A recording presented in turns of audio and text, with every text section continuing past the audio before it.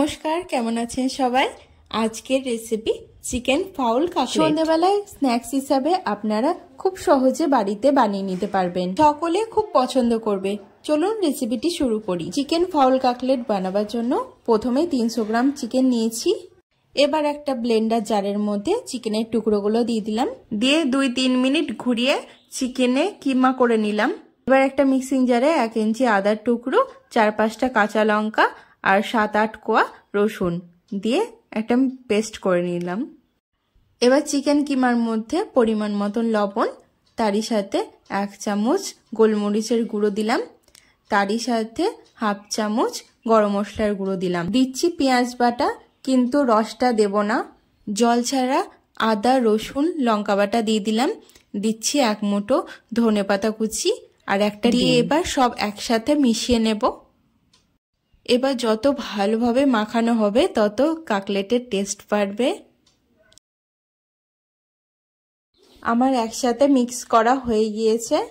এবার কাটলেটের শেপ দেওয়ার জন্য একটা বাটিতে কিছুটা পরিমাণে ব্রেড ক্রাম্বস নিয়ে নিয়েছি, তার মধ্যে লবণ গোলমরিচের গুঁড়ো দিয়ে দিলাম। একটা বাটিতে 2টো ডিম নিলাম, দিলাম লবণ আর গোলমরিচের গুঁড়ো। আগে এই দুটো রেডি করে রাখতে হবে। এবার কাটলেটের শেপ দেওয়ার জন্য হাতে একটু তেল মাখিয়ে কিছুটা চিকেন কিমা নিয়ে একটু ব্রেড ক্রাম্বস নিলাম, দিয়ে চেপে চেপে কাটলেটের শেপ দিয়ে নেব। আমার মতন খুন্তি দিয়েও আপনারা শেপ দিয়ে নিতে পারেন। শেপ দিয়ে প্রথমে ডিমের গোলায়, তারপরে ব্রেড ক্রাম্বসে দিয়ে আবার একটু চেপে চেপে শেপ দিয়ে নেব।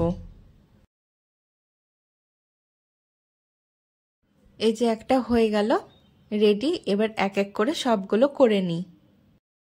এই যে আমাদের কাটলেটের শেপ দেওয়া হয়ে গিয়েছে। এবার ভাজার পালা। রিফাইন্ড অয়েল গরম করে নিয়েছি।